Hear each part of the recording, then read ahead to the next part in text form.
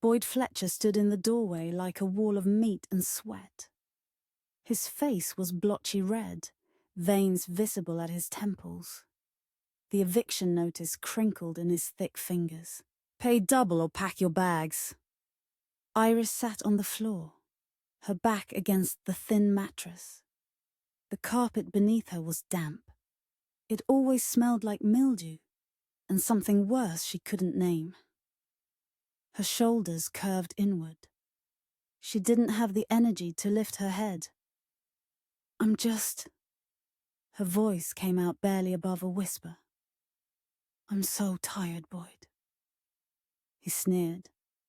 Yellowed teeth showed through chapped lips. The smell of cheap cigars rolled off him in waves. "Then go sleep under a bridge."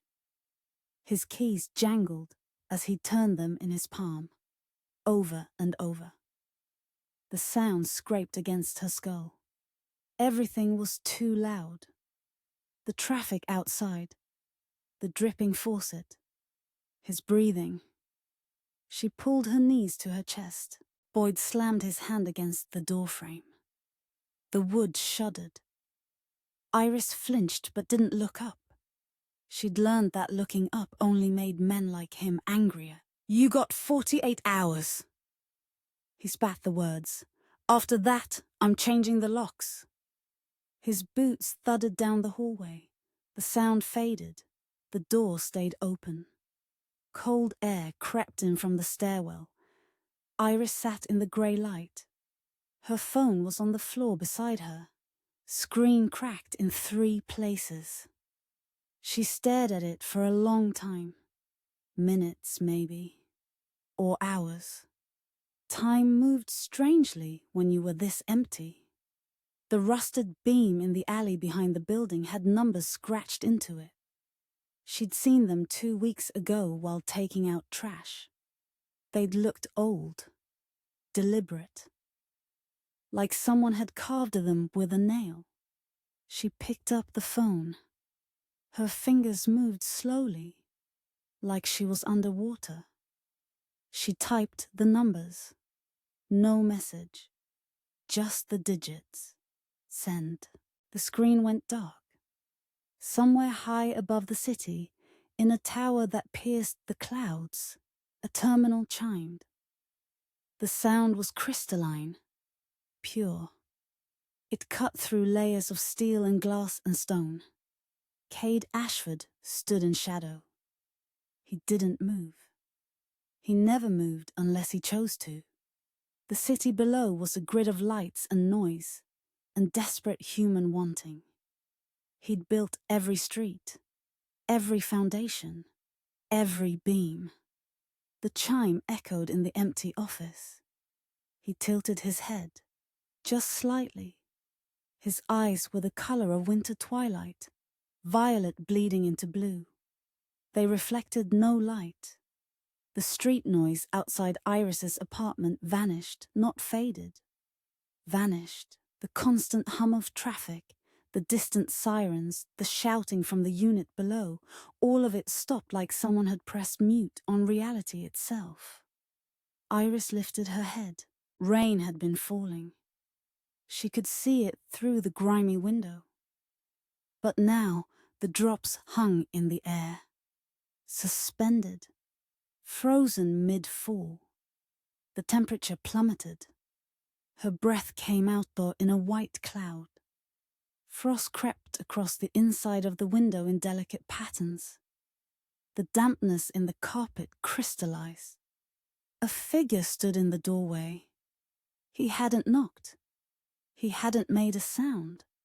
He was simply there, as if he'd always been there and she was only now noticing. Kade Ashford wore a long black coat that seemed to absorb light.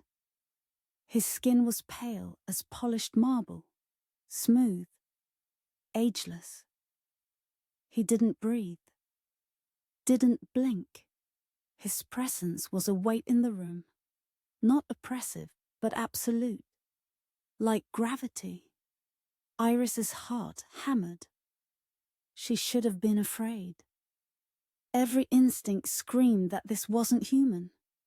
but the cold felt clean, sharp. It cut through the fog in her head. He didn't look at the eviction notice, didn't glance at the peeling wallpaper or the stained carpet. His gaze moved past all of it and settled on her. Then he did something she didn't expect.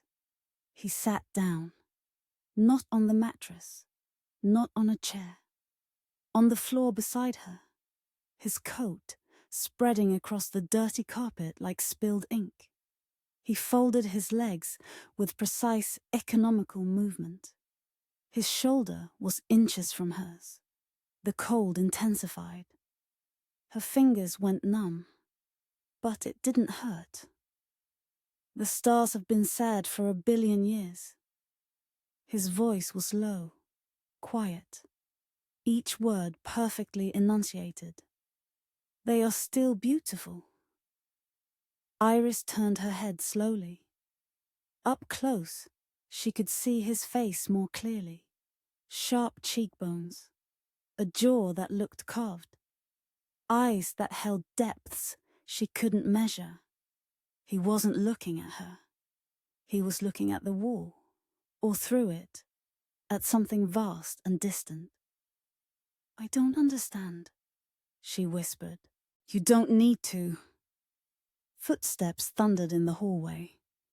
Boyd's voice boomed before he appeared. "Who the hell—" He stopped in the doorway. His mouth hung open. His face went from red to grey in seconds.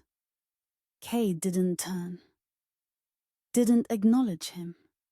He remained perfectly still, his attention on Iris.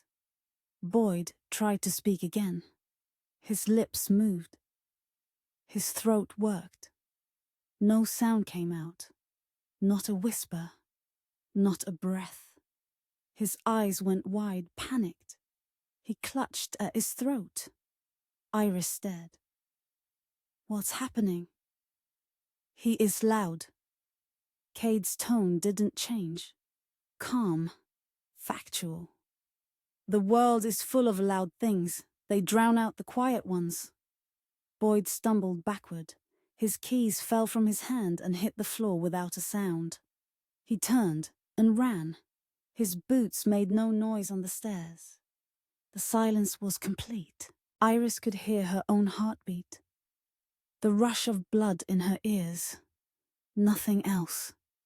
The rain outside remained frozen. The world had stopped. Kade turned his head. For the first time he looked directly at her. His eyes were ancient, older than the city, older than the stones beneath it. But they weren't cruel.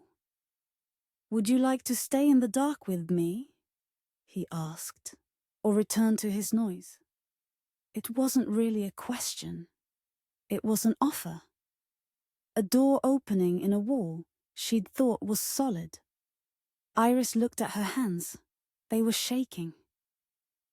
They'd been shaking for months, years maybe. She couldn't remember a time when they'd been steady. She reached out. His hand met hers halfway. His skin was ice cold. Not the cold of winter air, but something deeper. The cold of deep space, of the void between stars. It should have burned. Instead, it felt like relief. His fingers closed around hers, solid, real, unmovable. The frost on the window spread in fractal patterns, beautiful and precise. The temperature dropped another degree. Another. Her breath came out in thick clouds now. But she wasn't tired anymore. The fog in her head lifted. Not all at once. Gradually. Like dawn breaking over frozen ground. She could think clearly for the first time in months. The weight on her chest eased. Kade stood, pulling her up with him. His movements were fluid, effortless. He didn't let go of her hand. "This city is mine," he said. "Every brick, every beam. I shaped it from nothing. He paused, and I can unmake it just as easily. Did. Iris's legs trembled but held. She looked up at him. He was tall, impossibly tall, now that he was standing. His coat fell in perfect folds. What are you? The question slipped out before she could stop it. Old.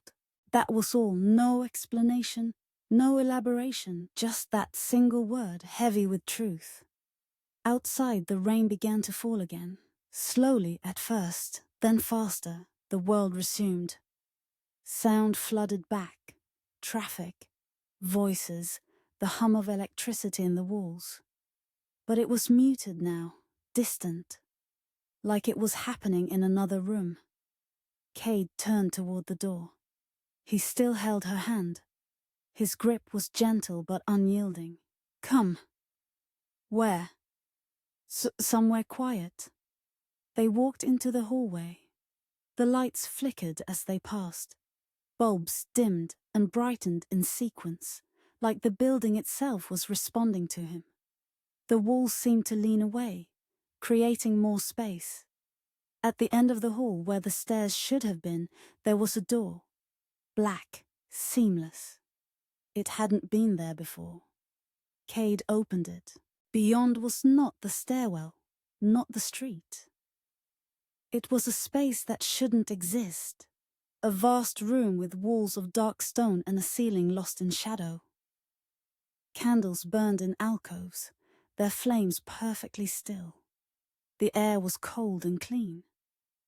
Iris hesitated at the threshold. This is impossible. Yes. Kade stepped through. Most worthwhile things are. She followed.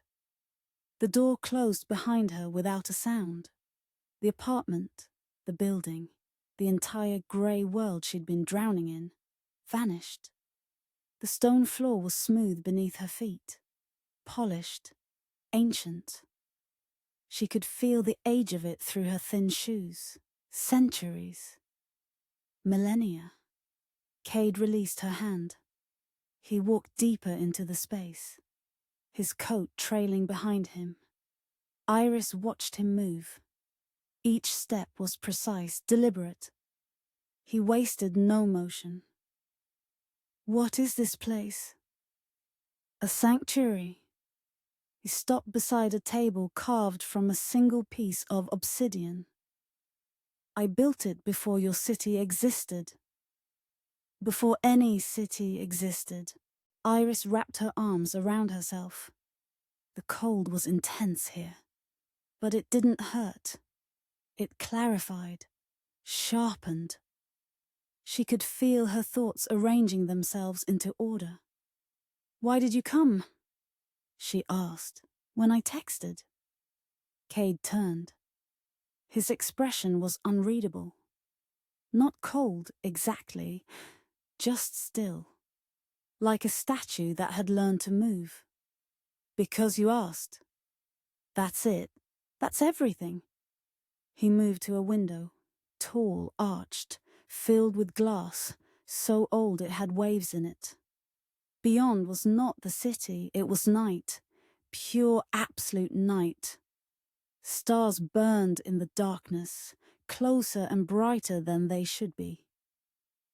The loud ones take, Kade said. They demand, they shout, they believe volume equals worth. He placed one hand on the glass. Frost spread from his fingertips.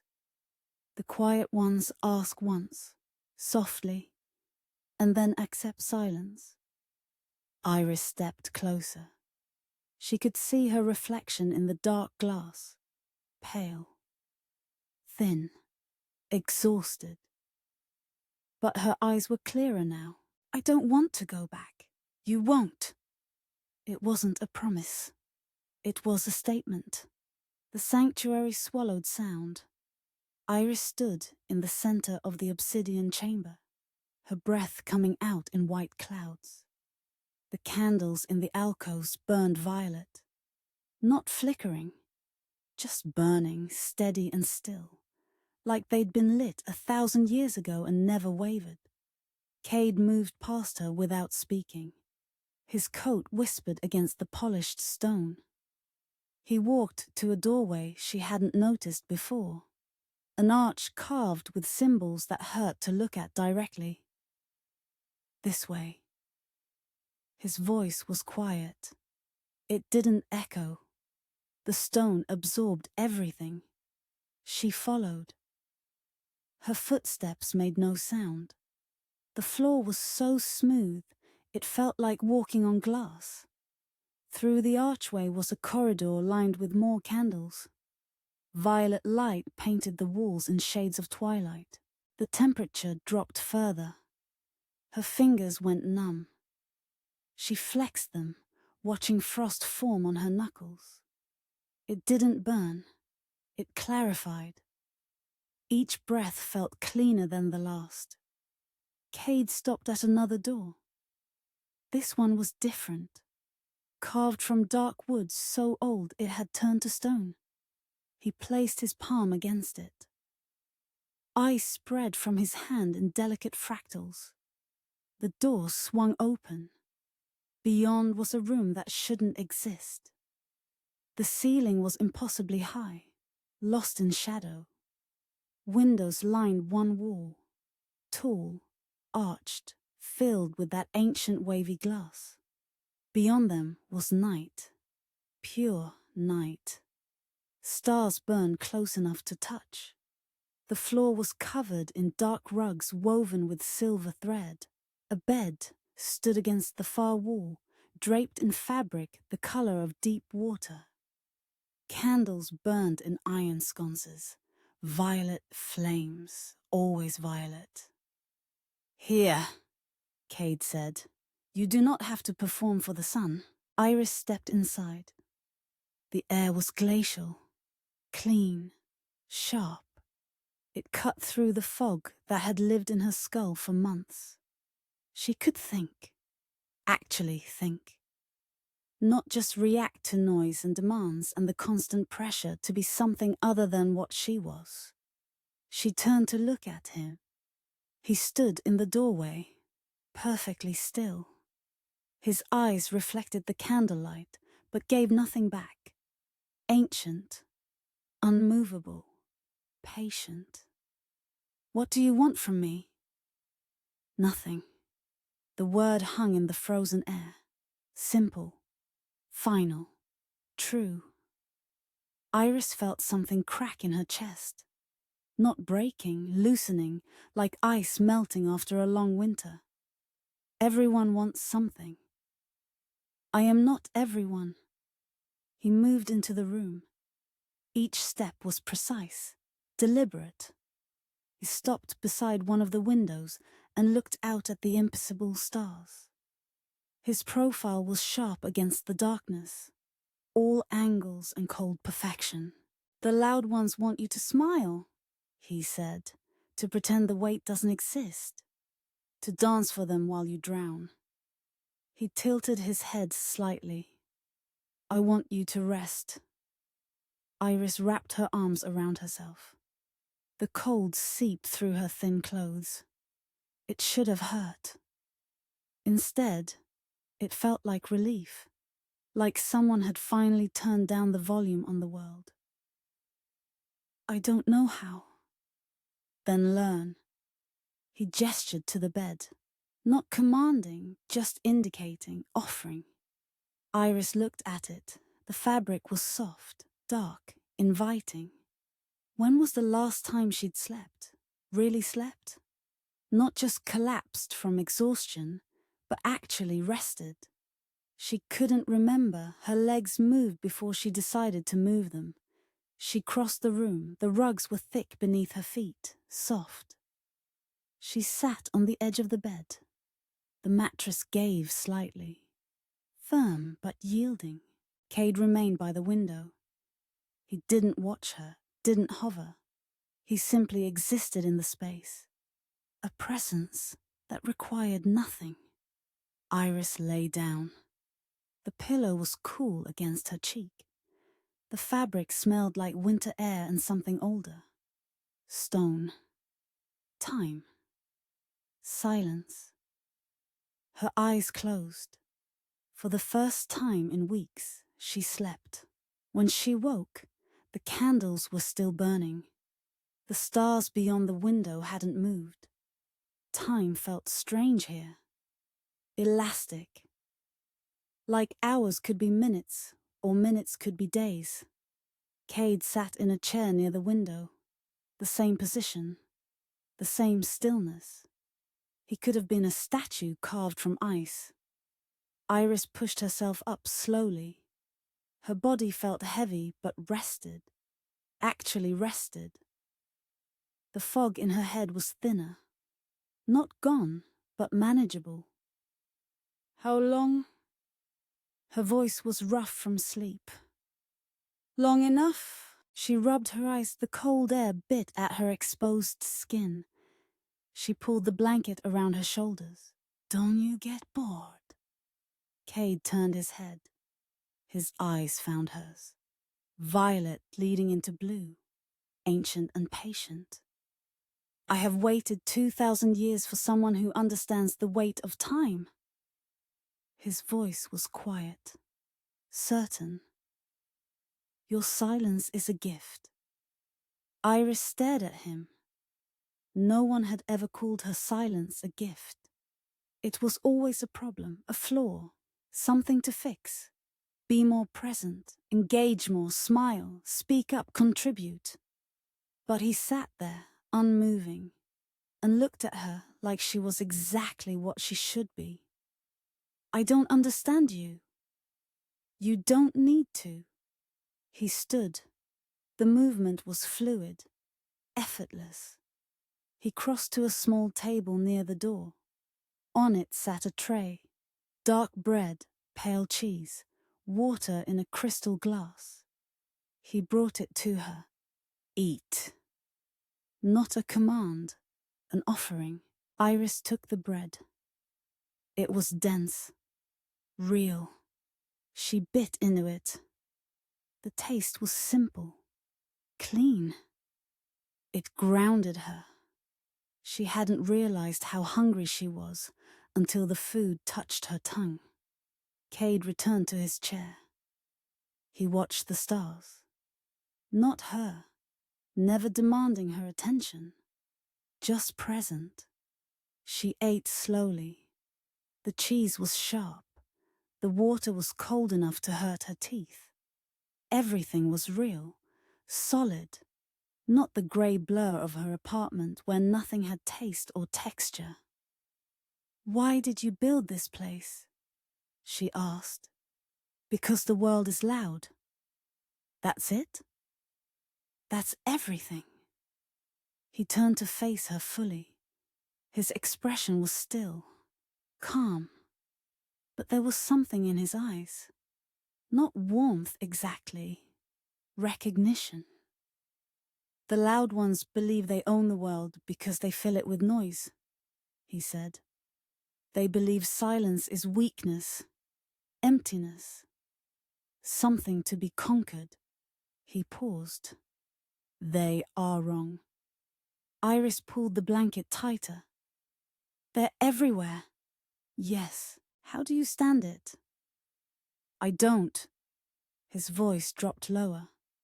I remove them. The temperature plummeted. Frost spread across the windows in intricate patterns. The candle flames dimmed. Iris felt the weight of his words settle in the frozen air. What does that mean? Before he could answer, a sound shattered the silence. Knocking. Loud. Insistent. Echoing through the stone corridors like a violation. Kade's eyes narrowed. Just slightly. The first expression she'd seen cross his face. Not anger. Displeasure. Like someone had tracked mud across a pristine floor. Stay here. He rose and moved to the door. His coat spread behind him like wings. He stepped into the corridor. The door remained open. Iris slid off the bed. Her legs were unsteady. She moved to the doorway and peered out. The knocking continued. Closer now, echoing off the ancient stone. A voice called out, bright, cheerful, grating. Iris? Iris, I know you're here. Come on, don't be like this. Her stomach dropped. Reed Palmer.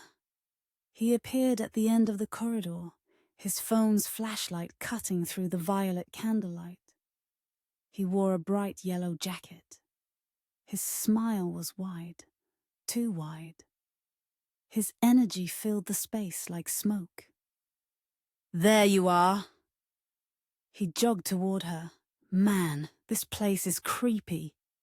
What are you doing in some weird basement? Come on, let's get you out of here. Fresh air, sunlight. You'll feel so much better. Iris pressed herself against the doorframe. The cold from the room behind her was a comfort, a shield. Reed, No, don't even start with the excuses. He was close now, too close. His cologne was overpowering, chemical, sweet. I talked to Boyd. He told me you were having a rough time. But that's okay. Everyone has rough patches. You just need to get out more. Socialize. I'm throwing a party this weekend. You should come. Bring a friend. Meet some people. You can't just hide away forever, you know? Each word was a hammer, loud, insistent, demanding. Iris opened her mouth. Nothing came out. Reed reached for her arm. Come on, let's... A hand caught his wrist. Kade stood between them. He hadn't made a sound, hadn't walked. He was simply there, his grip on Reed's wrist absolute. Reed's smile faltered. Whoa, dude, personal space. Kade's eyes were winter twilight, cold, infinite. He didn't blink. She is not a bird to be enticed by crumbs of noise. His voice was quiet, deadly quiet. Leave. Reed tried to pull his arm back. Kade's grip didn't budge. Frost spread from his fingers, crawling up Reed's sleeve. Ice crystals formed on the yellow fabric. Dude, what the... Let go! Leave. The temperature dropped. Reed's breath came out in white clouds. His eyes went wide. The smile vanished completely. He yanked his arm back. This time, Kade released him. Reed stumbled backward. His flashlight beam shook. You're both crazy. Reed stumbled backward into the corridor. His yellow jacket looked garish against the ancient stone. Wrong. Like a neon sign in a cathedral. You're both insane. His voice bounced off the walls, too loud, too bright. I'm calling someone, the police, someone. He turned and ran. His footsteps echoed long after he disappeared. The silence returned. Thick, heavy, protective. Kade stood motionless in the doorway. Frost still clung to his fingers. He watched the empty corridor with those ancient eyes. Iris pressed her back against the cold stone. Her heart hammered. The blanket had fallen from her shoulders. He'll bring others. Yes. Kade's voice was calm, factual. The loud ones always do. He turned to face her. His expression was still, unreadable. But the temperature around him had dropped even further. The violet candles dimmed. They cannot tolerate what they do not understand. Before Iris could respond, another sound shattered the quiet. Not knocking this time. Laughter. It echoed through the stone corridors like breaking glass. Sharp, cruel, too fast. The rhythm was wrong, jerky and impatient, like someone who'd forgotten how human laughter was supposed to sound. Kade's eyes narrowed. The first real expression she'd seen. Not anger, something colder. Recognition. "Stay behind me."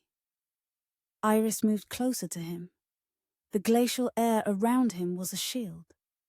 Her breath came out in thick white clouds. A figure appeared at the end of the corridor, tall, thin, wearing a suit that looked expensive but hung wrong on his frame.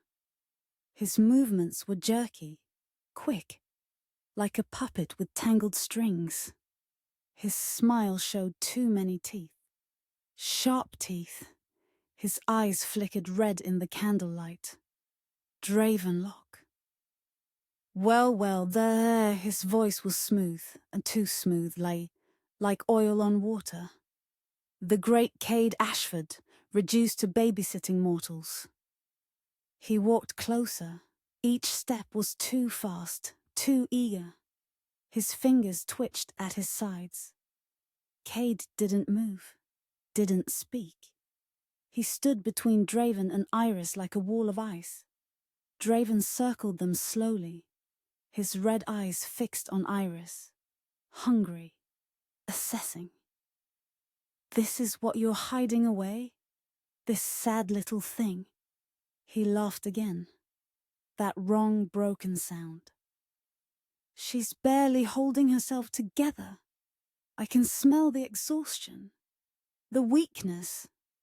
It's delicious." Iris felt his gaze like insects crawling on her skin.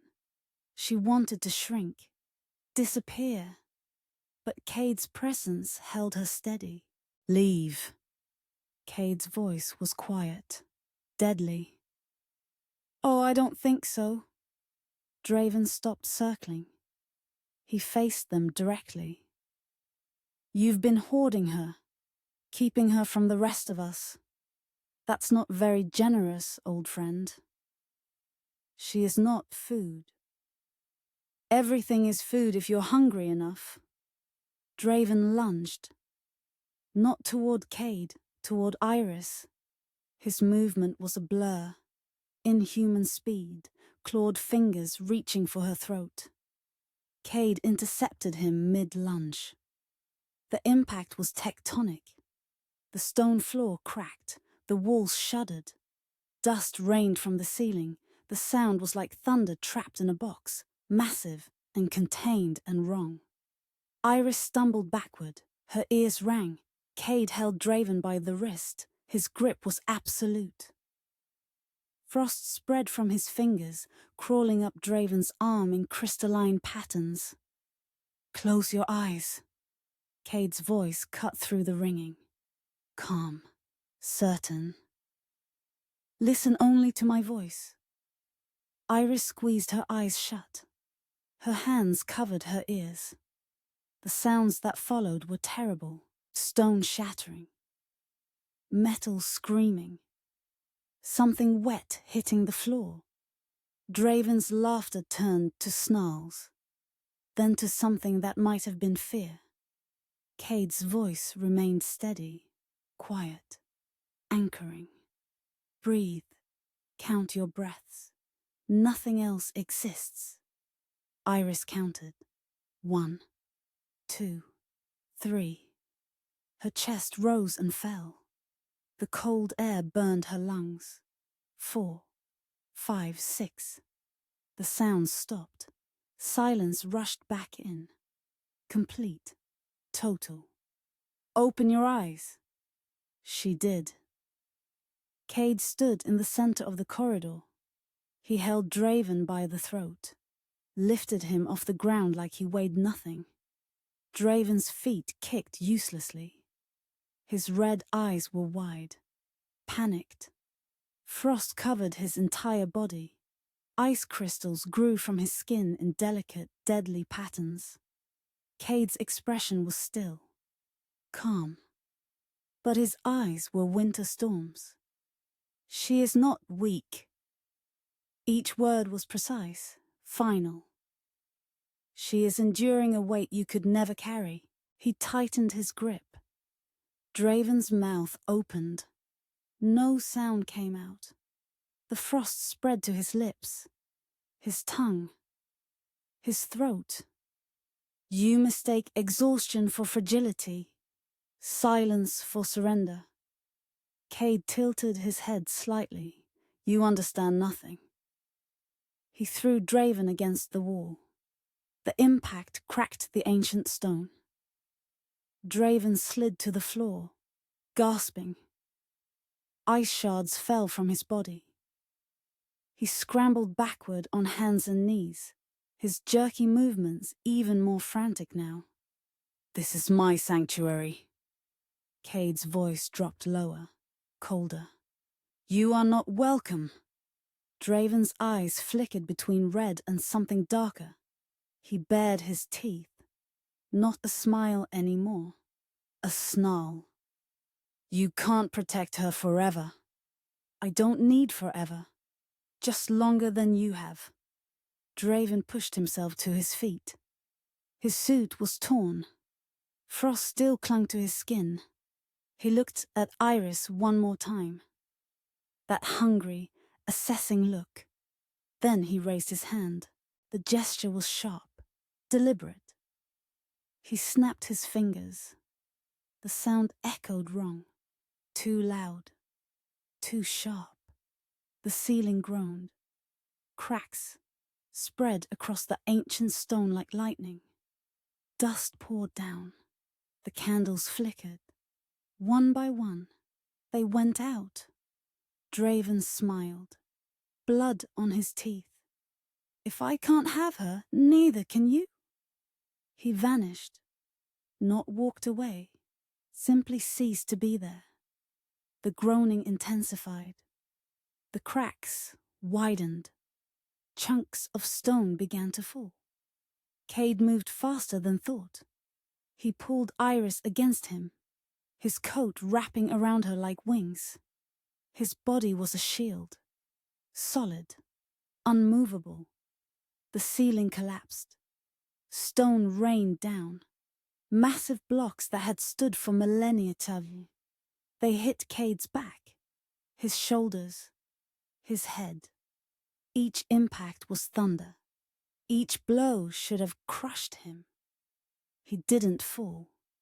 His arms tightened around Iris. His coat absorbed the impacts. The cold intensified until it burned. Frost spread across the falling debris, slowing it, catching it. But there was too much. A beam, ancient wood turned to stone, crashed down. It hit Kade's shoulder. He grunted. The first sound of pain she'd heard from him, and his knees buckled. They went down together. Kade twisted at the last second, taking the impact on his back. Iris landed on top of him, his arms still locked around her, protecting. More debris fell. It piled on top of them, burying them. The weight was immense, crushing. Darkness closed in. Iris couldn't breathe. The air was dust and stone and cold. Kade's arms were the only solid thing in the chaos. His voice came from somewhere close. Quiet. Strained. Breathe. I have you. But his grip was weakening. She could feel it. The strength draining from his arms. The cold fading. The collapse stopped. Silence. Heavy. Suffocating. Iris tried to move. Couldn't. The weight was too much. Stone pressed down from all sides. She was trapped in a pocket of the space created by Kade's body. His coat. His arms. She could hear his breathing. Shallow. Labored. Wrong. Kade. No answer. Panic clawed at her throat. She pushed against the debris. It didn't budge. She was buried. They were both buried. Then, from somewhere above, muffled by tons of stone. Voices, shouting. Collapsed section. Structural damage. Squatters reported. Boyd's voice cut through the others, loud, angry, triumphant. I told you. She's been hiding down here with some freak, probably doing drugs. This whole building is condemned now because of her. Footsteps, heavy boots on stone. Police! If anyone's down there, make noise. Iris tried to scream. Her voice came out as a whisper. The dust choked her. The weight pressed down. Kade's arms went slack. The cold faded completely. She was alone in the dark with the sound of boots getting closer, and Boyd's voice echoing through the rubble, loud and victorious and wrong. The rubble shifted, not collapsed, not settled, shifted, like something beneath was waking up. Boyd's voice cut through the dust. There! I hear movement! Boots thundered closer. Flashlight beams sliced through the dark. The police shouted coordinates to each other. Their voices were sharp, urgent, professional. Iris couldn't move. Kade's arms were slack around her. The glacial presence that had shielded her was fading. Just cold stone and dust now. The rubble began to vibrate. A low hum filled the buried space. Not sound exactly, deeper than sound. It resonated in her bones, in her teeth. The stone pressing down on them trembled. Then it started to dissolve. Not crumble, dissolve. The ancient blocks turned to powder, to dust, to nothing. The weight lifted. The crushing pressure eased. Grey particles drifted down like snow. Light pierced through. Kade's eyes opened. Winter twilight, infinite and cold. He stood, pulling Iris up with him. His movements were fluid again, effortless. The dust fell away from his coat like water off glass. He cradled her against his chest, one arm beneath her knees, one behind her shoulders. The remaining rubble disintegrated, a perfect circle of destruction spreading outward from where they stood. Stone that had survived millennia turned to ash in seconds. They rose through the collapsing sanctuary. Boyd stood at the edge of the pit with 3 police officers. Their flashlights illuminated the impossible scene. A man in a black coat emerging from tons of debris, carrying a woman completely unharmed. One officer reached for his weapon. The metal turned to rust in his holster. Orange decay spread across the gun in seconds. It crumbled, fell to pieces. The officer's hand came away covered in oxidized powder. The other weapons followed. Rust bloomed across steel. Radios sparked and died. Flashlights flickered out. Every piece of modern technology within 50 feet corroded and failed. Kade stepped onto solid ground. He set Iris down gently. His hand remained on her shoulder, steadying. Boyd's face went from red to grey. His mouth opened and closed. No words came out. Kade looked at him. Just looked. His expression was perfectly still, calm. But the temperature plummeted. Frost spread across the floor, across the walls. The officer's breath came out in white clouds. You are loud. Kade's voice was quiet, factual. Let us see how you handle a world without light. He raised one hand, palm up, fingers spread. The darkness rushed in. Not shadow, not absence of light. Darkness, pure. Absolute. Primordial. It swallowed the space like water filling a cup. The emergency lights died. The distant street lights beyond the windows went black. every photon ceased to exist. Boyd screamed. The sound cut off mid-breath. Iris could still see. Barely. Kade's presence created a pocket of dim violet luminescence. Just enough to make out shapes. The officers stumbled backward, hands outstretched, blind. But Boyd stood frozen. His eyes were wide, panicked. His mouth moved in a silent scream. No sound came out. Not a whisper. Not a breath. Kade had cast him into a void of silence. Boyd clutched at his throat. His face turned purple. He wasn't choking. He was screaming into nothing, into a space where sound couldn't exist, where his voice was swallowed before it could form. The officers fled. Their footsteps made no noise. They vanished into the consuming dark. Kade lowered his hand. The darkness receded slightly. Just slightly. Enough for Boyd to collapse to his knees, gasping, sobbing.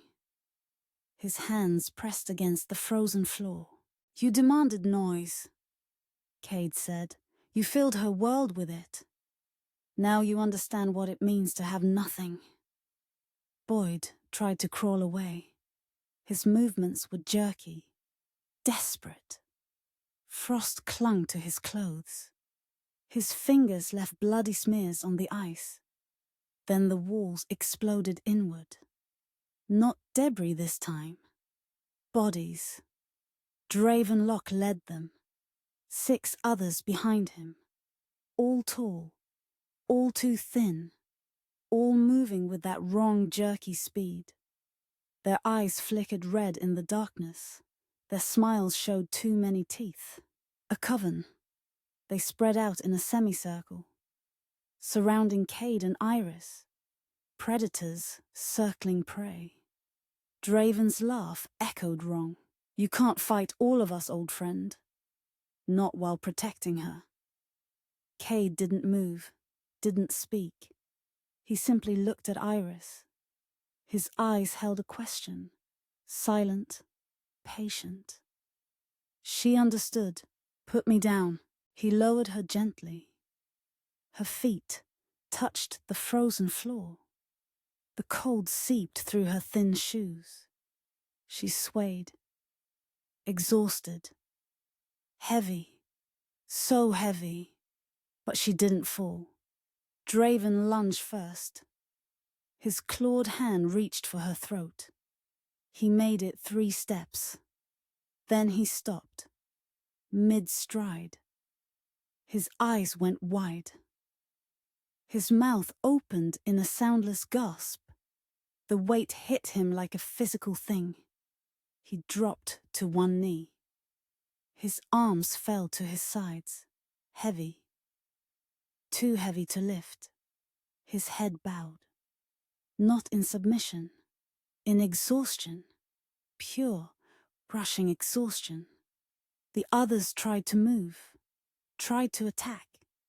They all fell, one by one, to their knees, to their hands, to the frozen floor. Their supernatural speed meant nothing. Their inhuman strength drained away. They couldn't fight it, couldn't resist it. Iris stood in the center of them, pale, thin, slumped.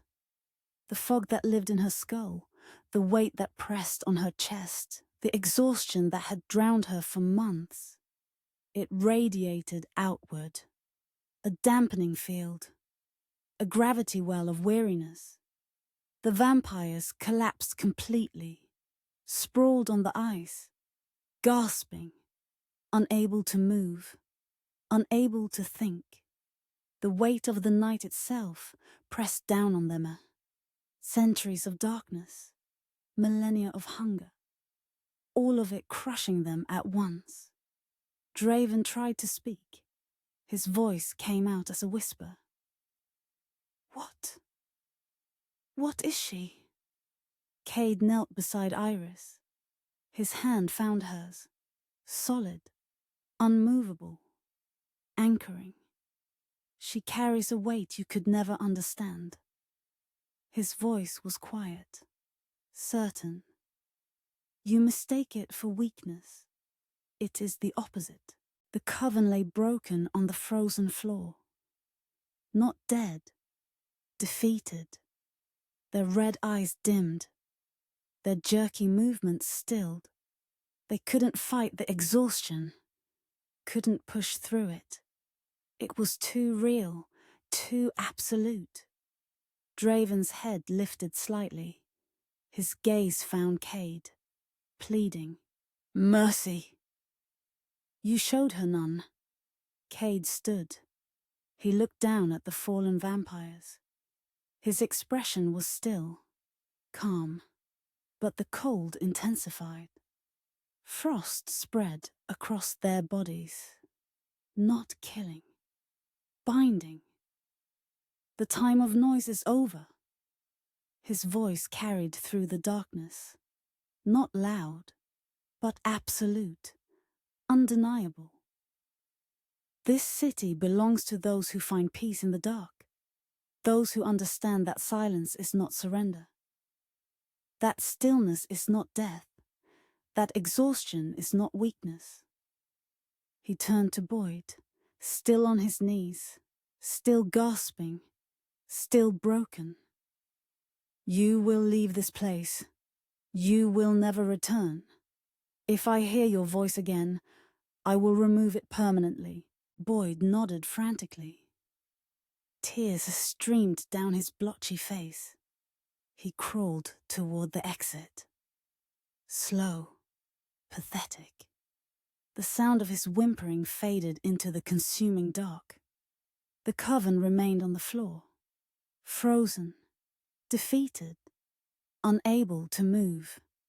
Kade looked at them one last time.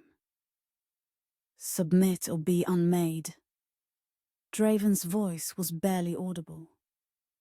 We submit. The others echoed him, a chorus of broken whispers, defeated predators acknowledging a greater power. Kade nodded once. The frost receded. The darkness lifted slightly. The vampires could move again, barely. They dragged themselves toward the exit, slow, exhausted, humbled. Draven was the last to leave. He looked back at Iris, not with hunger anymore, with something else.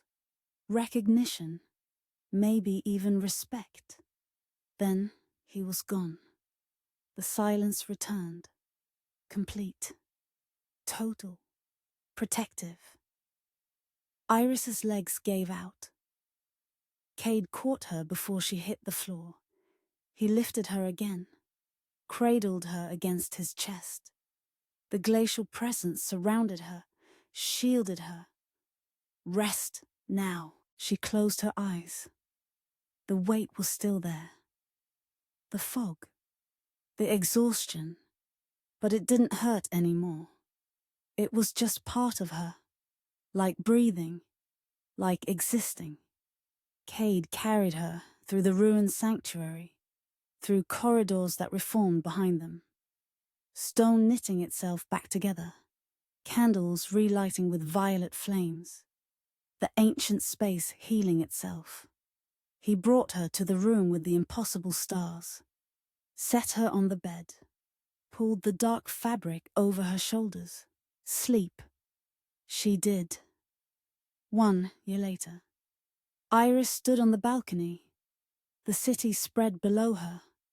Lights and noise and desperate human wanting. But it was distant now. Muted. Like watching through thick glass. The moon hung low and full. Silver light painted the ancient stone.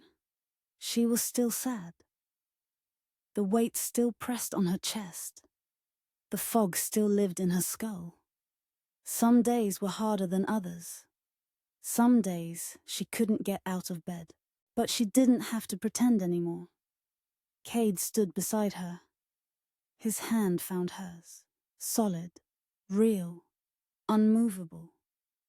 The cold seeped through her skin, comforting, clarifying. "I'm still tired," she said quietly. "I know. I don't think that will ever change. It doesn't need to." She looked up at him. His profile was sharp against the moonlight, ancient, patient, eternal. "I don't have to be anything else?" "No." The words settled in the night air.